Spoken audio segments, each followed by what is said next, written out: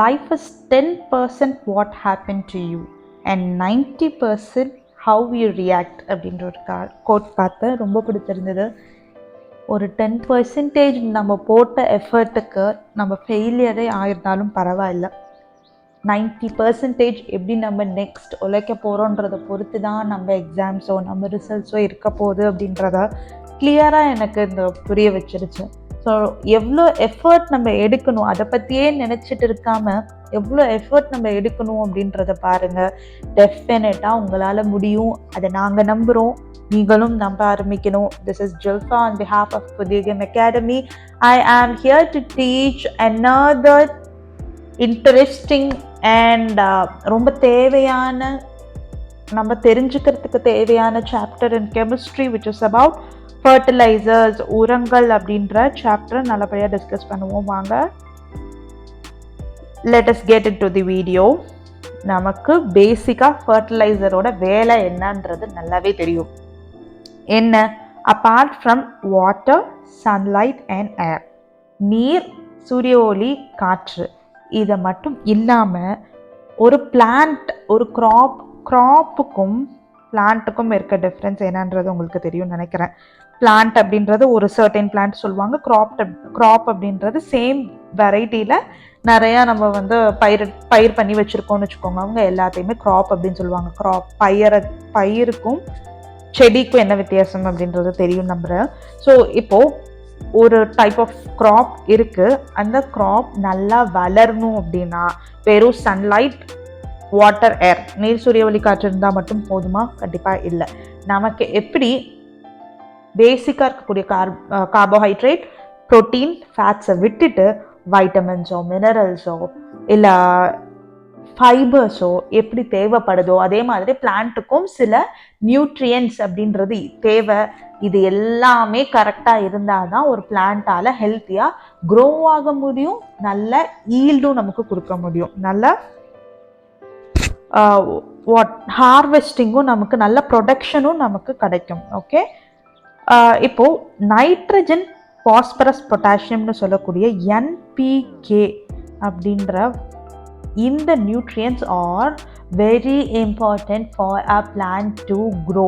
ஒரு செடி நல்லபடியாக வளரணும் அப்படின்னா இந்த NPKன்னு சொல்லப்படுற இந்த நியூட்ரியன்ஸ் ரொம்ப இம்பார்ட்டண்ட். இவங்களை அப்போ NPK அப்படின்ற சொல்கிற இவங்களை பிரின்சிபல் நியூட்ரியன்ஸ் அப்படின்னு சொல்கிறாங்க, முதன்மை ஊட்டச்சத்துக்கள்னு சொல்கிறாங்க. அப்போ முதன்மை ஊட்டச்சத்துக்கள் யாவை அப்படின்னு சொல்லி கேட்டாங்கன்னா கண்ண மூடிட்டு நீங்கள் NPKவை சூஸ் பண்ணணும், ஞாபகம் வச்சுக்கோங்க. Nitrogen, potassium, phosphorus. ஓகே, இது இல்லாமல் NPK அஃப்கோர்ஸ் நமக்கு ரொம்ப தேவை. இது இல்லாமல் there are 13 other nutrients which are needed for the plant to develop well. ஒரு செடி நல்லபடியாக வளரணும் அப்படின்னா அதுக்கு டோட்டலி 16 அதர் நியூட்ரியன்ஸ் வேணும். அவுட் ஆஃப் NPKவை எடுத்துட்டோம் அப்படின்னா இது மட்டும் இல்லாமல் மிச்சம் 13 நியூட்ரியன்ஸ் இருக்குது. இந்த நியூட்ரியண்ட்டை எல்லாமே நம்மளால் சாயில் கிட்ட இருந்து, மண்ணுக்கிட்ட இருந்து கொடுக்க முடியல. மண் ஒரு பிளான்ட்டுக்கு கொடுக்கும். இந்த இடத்துல 10 பிளான்ட்டை நம்ம வளர்க்குறோம் அப்படின்னா இந்த மண்ணால் 10 பிளான்ட்டுக்குமே ஈக்குவலாக நியூட்ரியண்ட்டை ப்ரொவைட் பண்ண முடியல சாயிலால். அதனால தான் இட் நீட்ஸ் ஒரு ஃபர்டிலைசர். நமக்கு ஃபுட்டு எப்படி வேணுமோ அது மாதிரி ஃபர்டிலைசரோட தேவை ஏற்பட்டுச்சு, உரங்களோட தேவை ஏற்பட்டுச்சு. இது ஃபர்டிலைசர்னால எந்த ப்ராப்ளமும் இல்லை. இந்த கெமிக்கல் ஃபர்டிலைசர்னு சொல்லக்கூடிய இன்ஆர்கானிக் ஃபர்டிலைசர்ஸ்னால தான் சாயிலோட குவாலிட்டி, சாயிலோட டெக்ஸ்சர் எல்லாம் மாற ஆரம்பிச்சிச்சு. Okay, coming back to the topic, nutrient அப்படின்னு சொல்லக்கூடிய ஊட்டச்சத்து இருக்கு இல்லையா, அது நான் எவ்வளோ தேவைப்படும் சொன்னால் 16 நியூட்ரியன்ஸ் தேவைப்படும். அதை 2 டைப்ஸாக டிவைட் பண்ணியிருக்கோம், மேக்ரோ அண்ட் மைக்ரோ. பெரும ஊட்டத்தனிமங்கள், நுண் ஊட்டத்தனிமங்கள், மேக்ரோ நியூட்ரியன்ட், மைக்ரோ நியூட்ரியன்ட். எந்தெந்த நியூட்ரியன்ட் எல்லாம் பிளான்ட்டுக்கு அதிகமாக தேவைப்படுதோ அது மேக்ரோ நியூட்ரியன்ட். எந்தெந்த நியூட்ரியன்ட் எல்லாம் ரொம்ப கம்மியான அளவில் தேவைப்படுதோ, குறைவான அளவில் தேவைப்படுதோ அவங்க micro nutrient. Okay, so macro நியூட்ரியண்ட்டை காமி கோ என்பிகே அப்படின்னு ஞாபகம் வச்சுக்கலாம். காமிகோ NPK. Calcium, magnesium, iron, carbon, oxygen, hydrogen, nitrogen, phosphorus, potassium, காமிகோ, என்பிகே இவங்கெல்லாம் மேக்ரோ நியூட்ரியன்ட். மைக்ரோ நியூட்ரியன்ட் அப்படின்ற மைக்ரோ நியூட்ரியன்ட் என்ன சொல்வோம்? நுண் ஊட்ட தனிமங்கள். இவங்க MC, MG, PC. MC, MG, PC. MC அப்படின்றது ஒன்று molybdenum, copper, manganese, zinc, boron, chlorine. Molybdenum, copper, manganese, zinc, boron, chlorine இவங்கெல்லாம் பிளான்ட்டுக்கு கம்மியான அளவில் தேவைப்படுறாங்க. அப்போது இவங்களில் யாராவது ஒருத்தர் குறைஞ்சாலுமே பிளான்ட்டில் ஒரு சேஞ்சஸ் தெரியும். இவங்களில் ஒருத்தர் குறைஞ்சாலும் தெரியும், டெஃபினட்டாக தெரியும். அப்போது ஜிங்க் அப்படின்றது துத்தநாகம், மற்றது எல்லாம் சேம் தான். Okay, S. நைட்ரஜன் ஒரு பிளான்ட்டுக்கு எதனால தேவை? What is the need of nitrogen for plants? தாவரங்களுக்கு ஏன் நைட்ரஜன் தேவைப்படும் அப்படின்னா, இட் இஸ் தி மேஜர், ஏன்னா இது ஒரு macro nutrient, major nutrient for the development of அதோட ஜெனட்டிக் மெட்டீரியலை. டிஎன்ஏன்னு சொல்கிறோம்ல, மரபணு ஃபார்ம் ஆகணும் அப்படின்னாலுமே நைட்ரஜன் தேவைப்பா. ஏன்னா they are the backbone. புரோட்டீனை ப்ரொடியூஸ் பண்ணுறாங்க.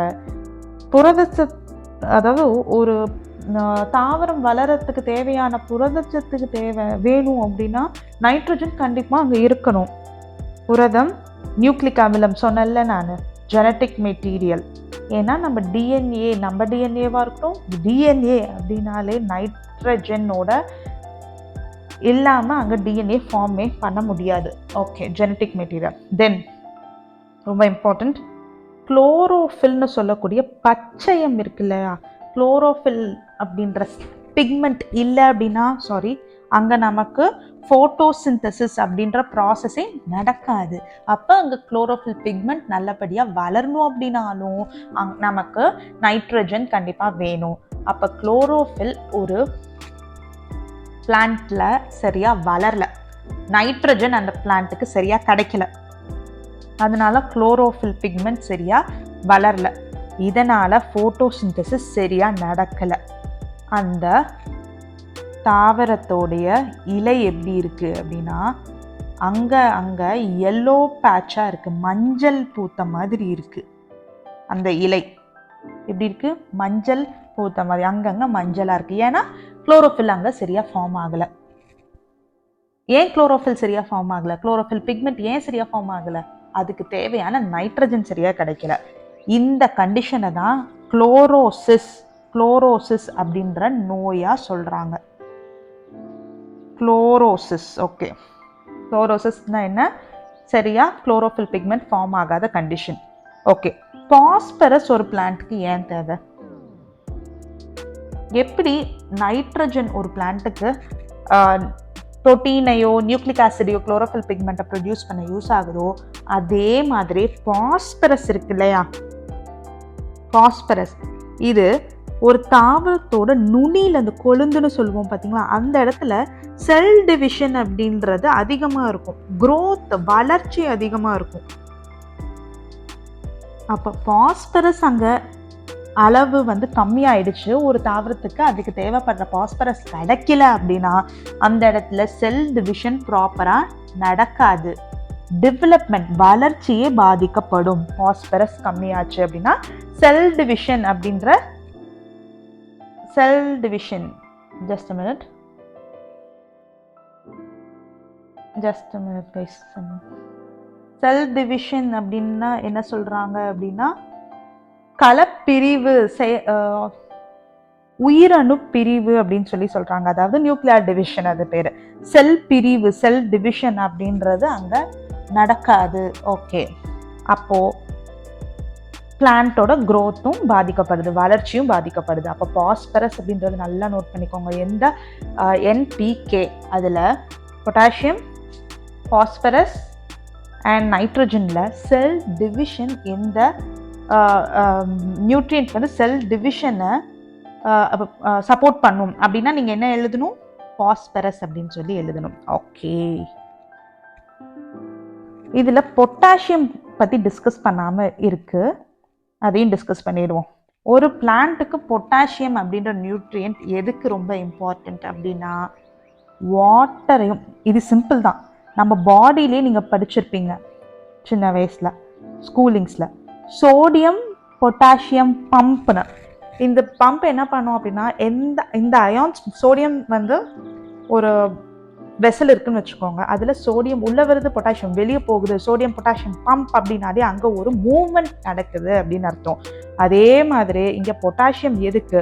வாட்டர், அதாவது சாயிலுக்கு அடியில் இருக்கக்கூடிய தண்ணியை ரூட் உறிஞ்சுதான் இந்த தண்ணியை பிளான்ட்டோட நுனி வரைக்கும், லீஃபுக்கு, எல்லா இடத்துக்கும் கொண்டு போகிற வேலை. அந்த வேலை அது வந்து ஒரு சில டிஷ்யூவால் நடக்கும். அந்த டிஷ்யூ நல்லபடியாக ஒர்க் ஆகணும் அப்படின்னா அங்கே பொட்டாசியம் கண்டிப்பாக தேவைப்படும். ஒவ்வொரு பிளான்ட் டிஷ்யூக்குமே, பிளான்ட் டிஷ்யூக்கள்லாம் இருக்காங்களா, ஜைலம் ஃப்ளோயம்னெல்லாம் படிச்சிருப்போம். அந்த பிளான்ட் டிஷ்யூ நல்லபடியாக வளரணும் அப்படின்னாலும் பொட்டாசியம் தேவைப்படுது.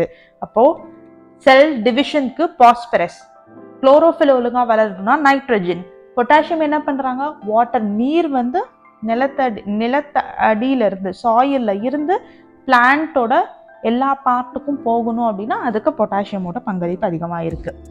இந்த டேபிள் காலம் நமக்கு என்ன சொல்ல வருது அப்படின்னா 2240 2240 kilograms ஆஃப் ரைஸை நம்ம அறுவடை பண்ணணும் அப்படின்னா அதுக்கு 34 kilogram ஆஃப் நைட்ரஜனும் 22 kilogram ஆஃப் பாஸ்பரஸும் 67 kilogram ஆஃப் பொட்டாசியமும் தேவைப்படுது அப்படின்னு சொல்கிறாங்க.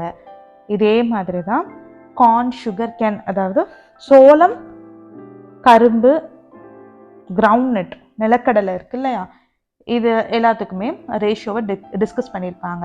அப்போ என்பிகே அதோட ரேஷியோ எப்படி இருக்கணும் அப்படின்னா 4:2:1 அப்படின்ற ரேஷியோ. சாரி,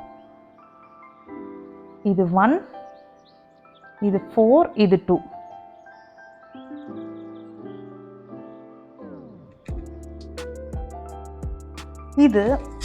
இதுதான் ஸ்டாண்டர்டான ரேஷியோ. அதாவது பொட்டாசியம் என்பிகே நான் சொன்னதே தான் உங்களுக்கு 4:2. just a minute.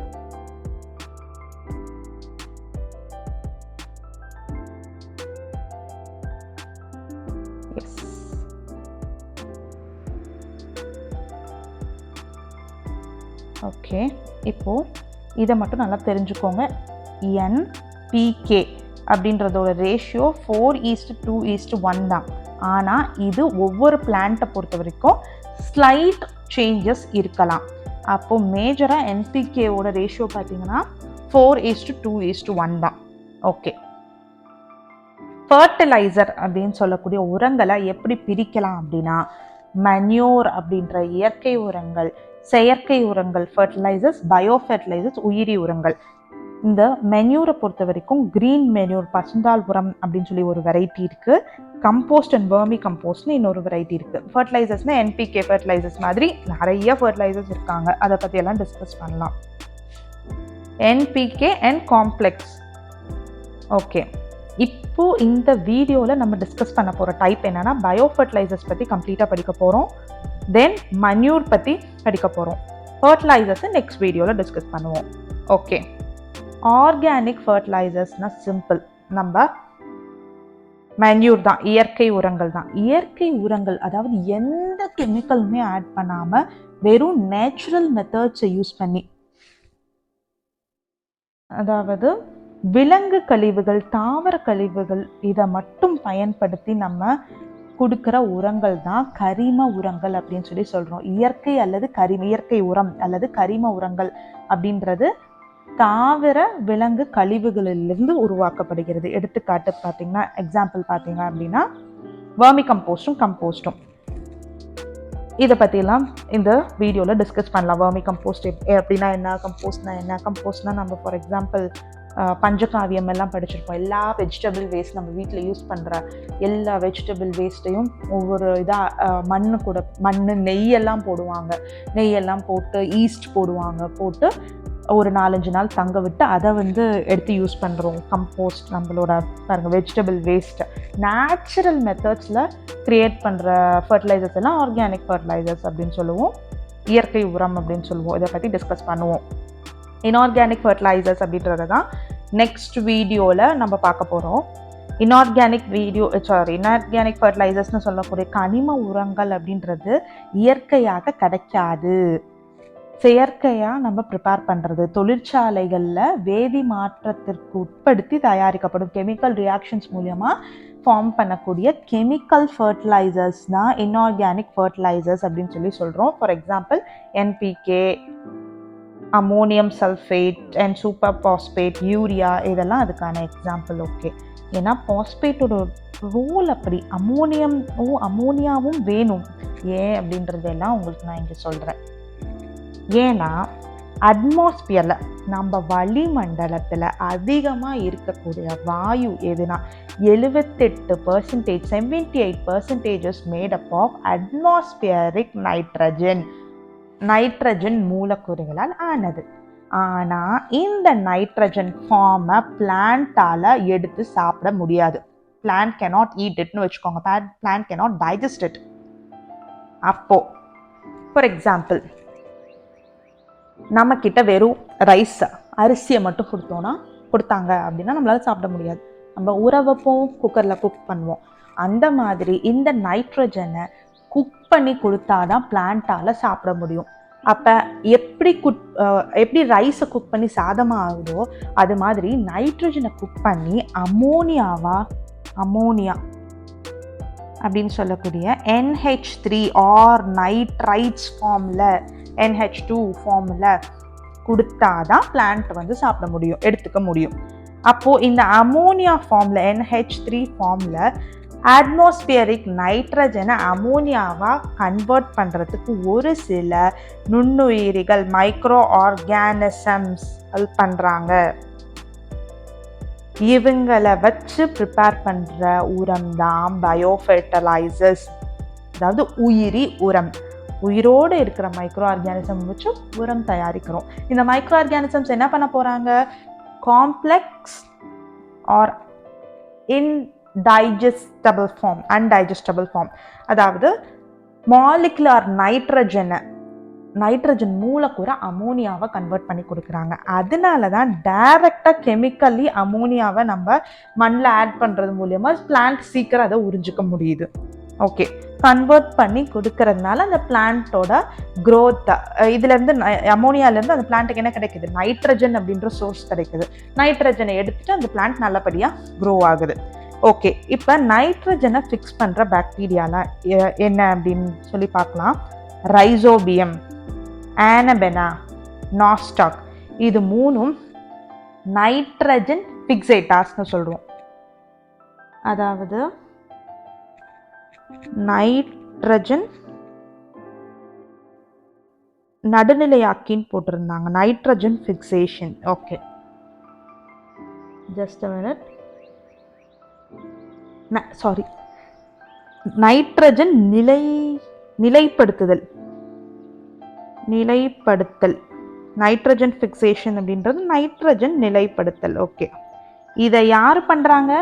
Nitrogen fixators such as rhizobium, anabaena, nostoc. இந்த ஆனபெனா, நாஸ்டாக் இருக்காங்க இல்லையா, இவங்களை சயனோபாக்டீரியா அப்படின்னு சொல்லுவாங்க. என்ன சொல்லுவாங்க? சைனோபாக்டீரியா. இவங்க எப்படி இருப்பாங்களாம் பார்க்க? கொஞ்சம் ப்ளூ கிரீன் கலரில் இருப்பாங்களாம். இவங்களோட வேலை நைட்ரஜனை ஃபிக்ஸ் பண்ணுற வேலை. அப்போ நைட்ரஜன் ஃபிக்ஸேஷன் என்ன அப்படின்றத இங்கே எழுதிடுவோம்.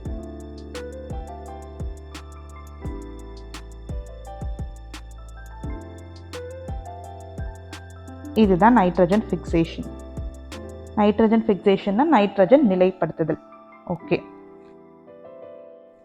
இப்போ இந்த ரைசோபியம் எப்படி ஒர்க் ஆகுது அப்படின்றத டிஸ்கஸ் பண்ணுவோம். இப்போ என்ன படிக்க போறோம்? ரைசோபியம் பத்தி படிக்க போறோம். ஓகே, ரைசோபியம் எங்க இந்த ரைசோபியம்னு சொல்லக்கூடிய பாக்டீரியா அதிகமாக இருக்கும் அப்படின்னா லெக்யூமினஸ் தாவரங்கள் கிட்ட தான். லெக்யூமினஸ் பிளான்ட்ஸ் சச்சஸ் பருப்பு வகைகள்லாம் இருக்கு இல்லையா, லென்டில்ஸ், கிரவுண்ட்நட், வெரி இம்பார்ட்டண்ட். நிலக்கடலை, அதோட ரூட், கிரவுண்ட்நட் அதோட ரூட்டை எடுத்து பார்த்தோன்னா இந்த மாதிரி முடிச்சா இருக்கும். இந்த முடிச்சை தான் என்ன சொல்லுவாங்க அப்படின்னா ரூட் நாடியூல்னு சொல்லுவாங்க. ரூட் நாடியூல், ரூட் முடிச்சுகள் அப்படின்னு சொல்லுவாங்க, வேர் முடிச்சுகள் அப்படின்னு சொல்லிட்டு. ரூட் நாடியூல், இந்த ரூட் நாடியூலுக்குள்ள போய் இந்த நாடியூலில் தான் இந்த ரைசோபியம் ஃபார்ம் பண்ணும். இந்த ரைசோபியம் என்ன பண்ணும்? இந்த வேர் முடிச்சை உருவாக்கும். பிளான்ட்ல, ஒரு தாவரத்தில் வேர் முடிச்சு. எப்படி அப்படின்னா, ஃபார் எக்ஸாம்பிள் ஒரு பிளான்ட் இருக்குது, இங்கே ரூட்டெல்லாம் இருக்குது, இங்கே பக்கத்தில் மண்ணில் இந்த ரைசோபியம் இருக்குது அப்படின்னா என்ன பண்ணுன்னா இந்த ரூட் ஃபஸ்ட்டு என்ன ஆகும்னா இந்த ரூட் கிட்ட போய் இந்த மைக்ரோ ஆர்கானிசம்ஸ் ஒட்டினதுக்கப்புறம் என்ன ஆகுது அப்படின்னா இந்த ரூட்டில் இருக்கக்கூடிய ரூட் வேர் முடிகள்னு சொல்லுவாங்க, ரூட் ஹேர்ஸ்.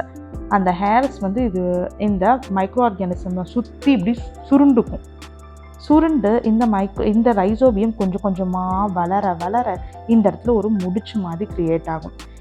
இந்த முடிச்சில் தான் இது என்ன பண்ணும் அப்படின்னா இந்த பாக்டீரியா இந்த முடிச்சில் தான் நைட்ரஜனை நிலைப்படுத்தும். அதாவது நைட்ரஜனை அமோனியாவை கன்வெர்ட் பண்ணும். உள்ள இங்கே இருக்கிற நைட்ரஜன் சாயிலில் இருக்கிற ஏரில், சாயில்லையும் ஏர் இருக்கும், அந்த ஏரில் இருக்க நைட்ரஜனை அமோனியாவை மாற்றும். இந்த அமோனியாவை பிளான்ட்டு எடுத்துக்கும். இதுதான் ரைசோபியமோட வேலை. அப்போ ரைசோபியம் பற்றி நம்ம படிச்சிட்டோம். ரைசோபியம் எந்த பிளான்ட்ஸில் அதிகமாக இருக்கும்? லெக்யூமினஸ் பிளான்ட், லெக்யூமினஸ் தாவரங்களில் அதிகமாக இருக்கும். எக்ஸாம்பிள் லென்டில்ஸ் அப்படின்னு சொல்லி பருப்பு வகைங்க, அண்ட் கிரவுண்ட்நட் மறந்துடாதீங்க. கிரவுண்ட்நட் அண்ட் ரூட் நாடியூலை ஃபார்ம் பண்ணும். ரூட் நாடியூல் அப்படின்றது அந்த வேர் முடிச்சுகளை ஃபார்ம் பண்ணும். வேர் முடிச்சில் தான் அந்த நைட்ரஜன் நிலைப்படுத்தப்படுகிறது. நைட்ரஜன் அமோனியாவாக கன்வெர்ட் ஆகுது.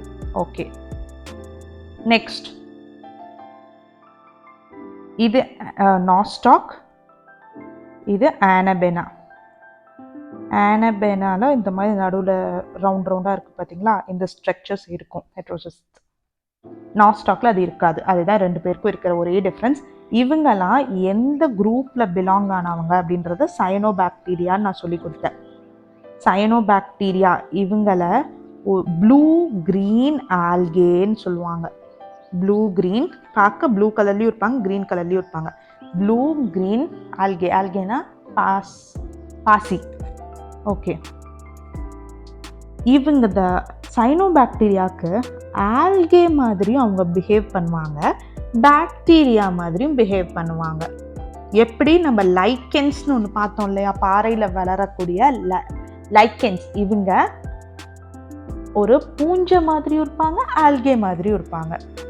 ஆல்கேன்னா அந்த பாசி மாதிரி இருப்பாங்க. அது மாதிரி சைனோபாக்டீரியான்றது நம்மளால உங்களுக்கு கிளியராக சொல்ல முடியல, இவங்க பாக்டீரியாவா ஆல்கேவா, ரெண்டு பேரோட பண்புமே உங்களுக்கு இருக்குது, அதனால இவங்களை தனியாக பிரித்து போட்டுருவோம் அப்படின்னு சொல்லி சைனோபாக்டீரியா அப்படின்னு சொல்லி சொல்கிறோம். இவங்க தண்ணியில் அதிகமாக இருப்பாங்க. ஆல்கே தான் இவங்களை, இந்த சைனோபாக்டீரியாவை மட்டும் தனியாக வளர்க்குறோம். இது நாஸ்டாக் ஆனபெனா மட்டும் இல்லாமல் அசோலான்னு ஒன்றும் உயிரி உரமாக அதிகமாக பயன்படுத்தப்படுகிறது. இவங்களெல்லாம் என்ன பண்ணுவாங்க, தண்ணியில் ஃபர்டிலைசரை போட்டு ஒரு எங்கெல்லாம் இது கிடைக்குதோ அந்த மதர் கல்ச்சர்னு சொல்லுவாங்க, அதை எடுத்துகிட்டு வந்து இந்த தண்ணியில் போட்டு வளர்ப்பாங்க. வளர்த்துட்டு இதை மண்ணோட கலப்பாங்க. மண்ணோட கலந்ததுக்கப்புறம் என்ன பண்ணுன்னா இதுவும் நைட்ரஜன் ஃபிக்சேஷன் தான் பண்ணும். அந்த அட்மாஸ்பியரிக் நைட்ரஜன் அமோனியாவை கன்வெர்ட் பண்ணிடும். இந்த கன்வெர்ட் பண்ண இந்த அமோனியாவை தாவரம் பிளான்ட் எடுத்துட்டு நல்லா க்ரோ ஆகும், நல்லா க்ரோத் இருக்கும். சிம்பிள், அவ்வளோதான். இப்போது ஆனபெனாவை படிச்சுட்டோம், நாஸ்டாக் அதாவது சைனோபாக்டீரியா என்ன பண்ணுன்றதை படிச்சுட்டோம். நைட்ரஜன் ஃபிக்ஸ் பண்ணோம், அவ்வளோதான். தென் இம்பார்ட்டண்ட்டான வேம் ஃபங்கை அப்படின்னு சொல்லக்கூடிய வேர் உட்பூசணம் அப்படின்னு சொல்கிறாங்க. பூசணம், அதாவது வெசிகுலார் ஆர்பஸ்குலார் மைக்கோரிசல் ஃபங்கை அப்படின்னு சொல்லுவாங்க. மைக்கோரிசான்னு சொல்லுவாங்க.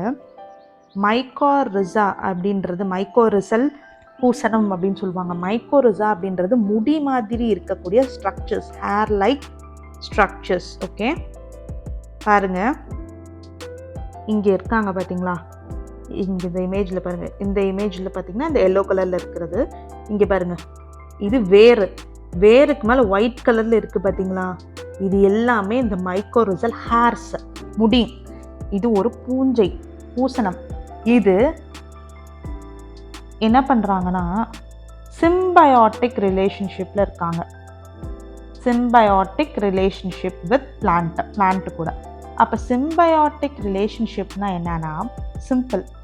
இந்த ஃபங்கை பூஞ்சை இருக்கு இல்லையா, இது பிளான்ட் மேலே ஒட்டி வளரும்.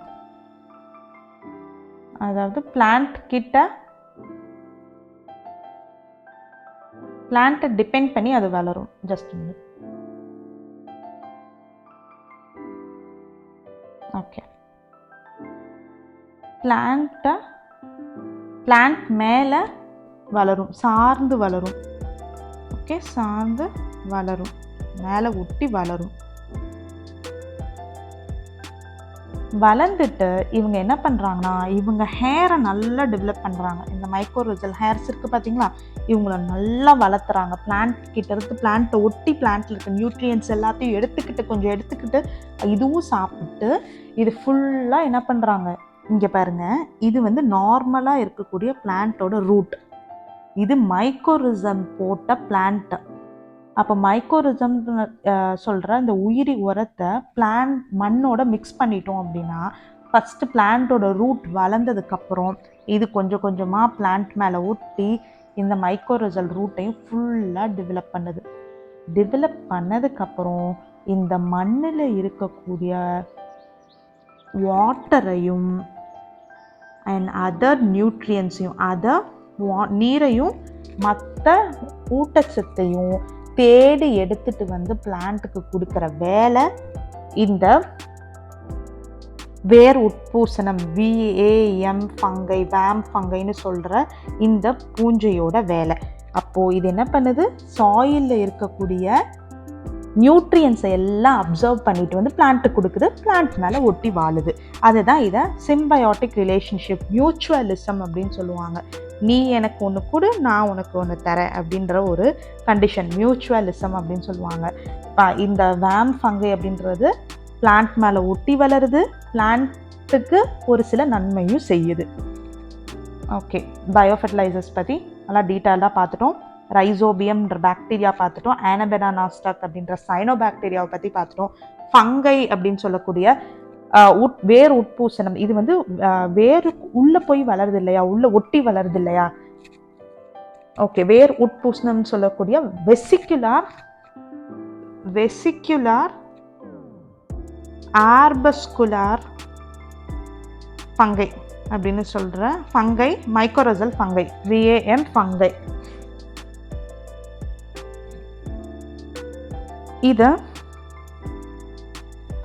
இந்த ஃபங்கை என்னென்ன ஒர்க் பண்ணுது அப்படின்றதெல்லாம் படிச்சுட்டோம். இப்போது மென்யூர் பற்றி படிக்கலாம்.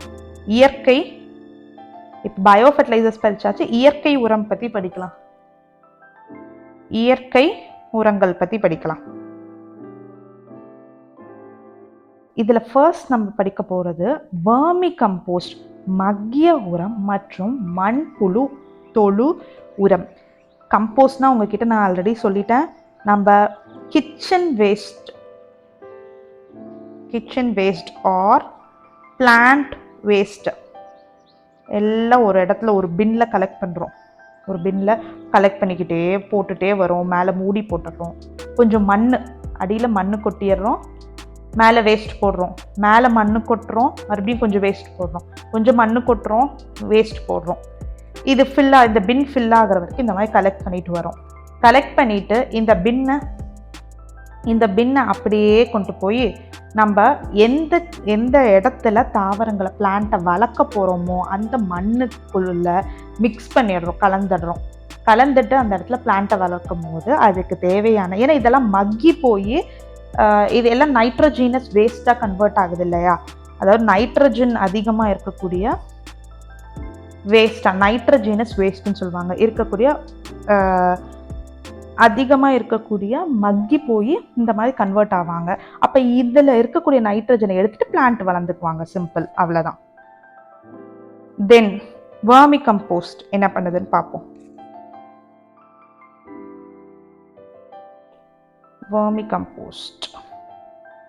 வர்மி கம்போஸ்ட் என்னன்னா, இதை நீங்கள் ஒரு தமிழ் மூவி காப்பான் அப்படின்ற மூவியில் நீங்கள் பார்த்துருக்க சான்சஸ் இருக்குது.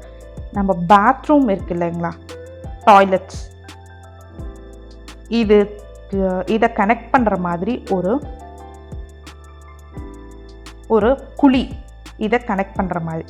இப்போது இந்த டாய்லெட்டில் இருந்து கலெக்ட் ஆகிற ஹியூமன் வேஸ்ட், மனித கழிவு, ஹியூமன் வேஸ்ட், இதை இங்கே கனெக்ட் ஆகிடுது. அப்புறம் இந்த குழியிலேயே நம்ம கொண்டு வந்து என்ன போடுறோம், இது ஒரு பின் அடியில் குழி மாதிரி இருக்கும், மூடி இருக்கிற மாதிரி குழியாக இருக்கும். இதுக்குள்ள நம்ம கொஞ்சம் மண்ணை போடுறோம், சாயில், தென் ப்ளஸ் ஹியூமன் வேஸ்ட், ப்ளஸ் நம்ம அக்ரிகல்ச்சர் பண்ணுறவங்கள, ஃபார்மிங் பண்ணுறவங்களா இருந்தாங்கன்னா, விவசாயம் பண்ணுறவங்களா இருந்தாங்கன்னா கண்டிப்பாக அவங்கக்கிட்ட ஆடு மாடு கோழி எல்லாம் இருக்கும், அதோட வேஸ்ட், அனிமல் வேஸ்ட் எல்லாத்தையும் கொண்டு வந்து கொட்டுறோம். ப்ளஸ்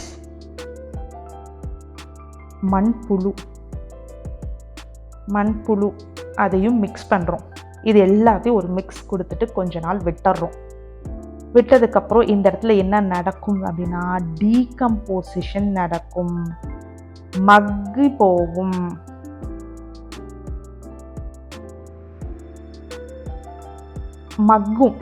டீகம்போசிஷன் நடக்கும். எப்படி நடக்கும் அப்படின்னா, இந்த மண்புழு என்ன பண்ணுமா, இந்த மண்புழுன்னு சொல்லக்கூடிய earthworm என்ன பண்ணுமா, கொஞ்சம் கொஞ்சமாக இதில் இருக்கக்கூடிய human waste, animal waste, plant waste எல்லாத்தையும் சாப்பிட்டு மல்டிப்ளை ஆகுமா. நிறைய, இப்போ ஒரு 10 புழு போடுறோன்னா 1000 புழுவாக மல்டிப்ளை ஆகும். இது மண்புழு இப்போ சாப்பிட்டுட்டு பெருக்குது.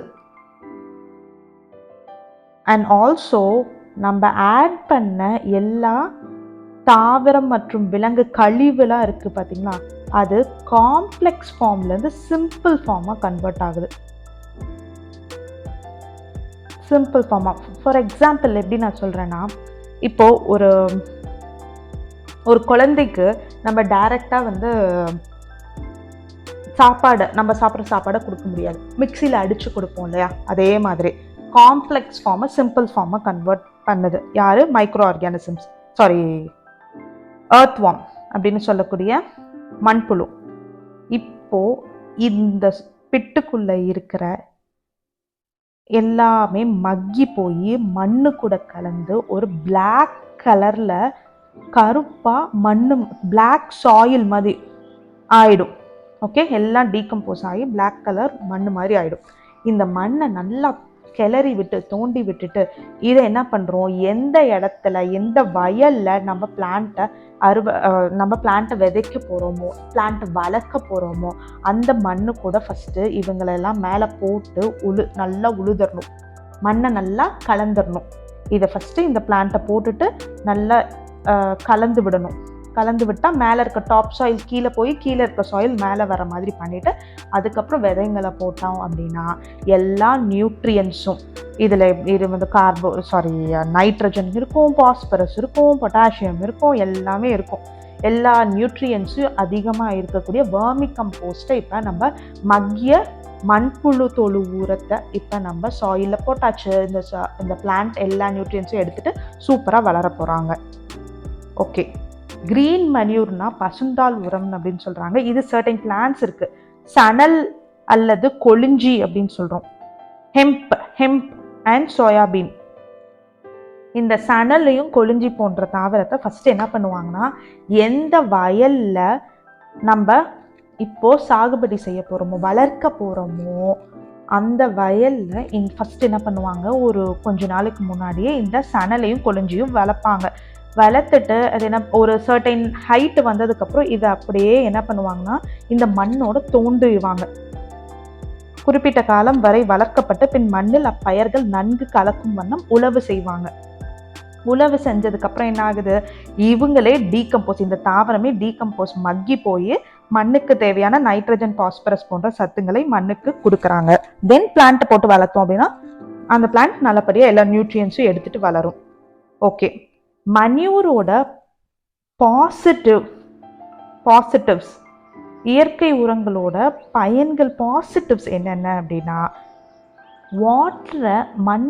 மண்ணில் நீரை தக்க வைத்து கொள்ளும் திறன் அதிகமாகுது மண்ணுக்கு. நெக்ஸ்ட், இது கெமிக்கல் ஃபர்டிலைசர்ஸ் ஆட் பண்ணோம் அப்படின்னா அது மண்ணில் இருக்கக்கூடிய நன்மை விளைவிக்கும் நுண்ணுயிரிகள் அழிந்து போகிறதுக்கான சான்சஸ் இருக்குது. ஆனால் மென்யூர் அப்படின்ற ஆர்கானிக் ஃபர்டிலைசர் ஆட் பண்ணும் போது நம்மளோட friendly micro organisms will grow faster, they will never die. அதை தான் இங்கே சொல்ல வராங்க. அண்ட் சாயில் டெக்ஸ்சரை மெயின்டைன் பண்ணும். சாயில் டெக்ஸ்சர்ஸ்னால் எப்படி சொல்கிறேன் அப்படின்னா, நமக்கு நல்லாவே தெரியும், நல்லா உதிரியாக இருக்க மாதிரி சாயில் இருந்தால் தான், பார்ட்டிகிள் லைக் சாயில் இருந்தால் தான் பிளான்ட்னால க்ரோ ஆக முடியும். கட்டியாக சாயில் இருந்துச்சுன்னா பிளான்ட் ரூட் அங்கே இன்டெப்த் போக முடியாதுன்றது நமக்கு நல்லாவே தெரியும். பட் கெமிக்கல் ஃபர்டிலைசர்ஸ் ஆட் பண்ணுறதுனால சாயிலோட டெக்ஸ்சர் சேஞ்ச் ஆகும். இதனால் பிளான்ட்டோட க்ரோத் பாதிக்கப்படுது. ஓகே, இப்போ ஜென்ரலி மென்யூர் ஃபர்டிலைசர்ஸ் என்ன பண்ணுறாங்க, சாயிலில் நியூட்ரியண்ட்டை ஆட் பண்ணுறாங்க. இந்த நியூட்ரியண்ட்டை பிளான்ட் எடுத்துகிட்டு இந்த ஊட்டச்சத்தை ஆட் பண்ணுறாங்க. ஊட்டச்சத்தை தாவரங்கள் எடுத்துகிட்டு வேகமாக வளர்ச்சி இருக்குது, வேகமான வளர்ச்சியும் இருக்குது. அந்த பிளான்ட்டுக்கு தேவையான வளர்ச்சியும் ப்ளஸ் நோய் எதிர்ப்பு சக்தியும் உருவாகுது. இன்ஃபெக்ஷனும் கண்ட்ரோல் பண்ண முடியுது நியூட்ரியன்ட் கரெக்டாக இருக்கிறனால. Okay, this is entirely about organic or manure fertilisers, இயற்கை உரங்கள் பற்றி படிச்சுட்டோம். அண்ட் தென் உயிரி உரம் பற்றியும் பயோ ஃபர்டிலைசர்ஸ் பற்றியும் இந்த வீடியோவில் படிச்சிருக்கோம். நெக்ஸ்ட் வீடியோவில் we will be talking about inorganic fertilizers பற்றி பார்க்கலாம். Thank you so much for watching it out.